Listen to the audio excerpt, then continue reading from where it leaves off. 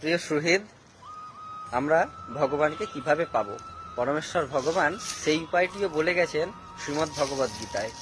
তিনি বলছেন, অনন্য চেতা সততম ইয় মাম স্মরতি নিত্যস তস্য অহম সুলভ পার্থ নিত্যযুক্তস্য যোগিন। অর্থাৎ তিনি বলছেন অর্জুনকে, পরমেশ্বর ভগবান অর্জুনকে বলছেন, যে ব্যক্তি নিরন্তর একাগ্র চিত্তে আমাকে স্মরণ করেন, আমি সেই নিত্যযুক্ত ভক্তর কাছে সুলভ হয়ে উঠি।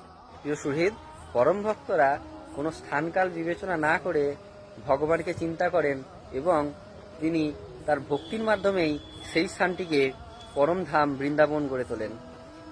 একবার শ্রী অদ্বৈত আচার্য শ্রী চৈতন্য মহাপ্রভুকে বলেছিলেন যে, প্রভু, আপনি যেই স্থানেই থাকেন না কেন সেই স্থানটি বৃন্দাবন হয়ে ওঠে। ঠিক